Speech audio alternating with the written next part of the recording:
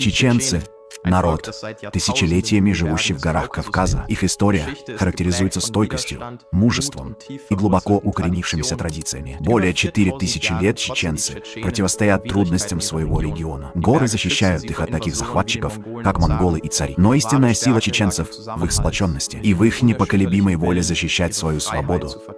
На их языке, одном из древнейших на Кавказе, говорят и сегодня. Танцы и музыка рассказывают о гордости, свободе и боевом духе. Особое значение для них имеет гостеприимство. Развлечь гостя считается высшей честью и долгом. 16. В XVII веке чеченцы приняли ислам, но в то же время придерживались своих старых обычаев. Это сочетание традиций и веры характеризует их и по сей день и делает их культуру уникальной.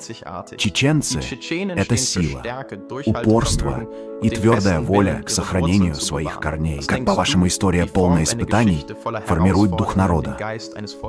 Напишите об этом в комментариях.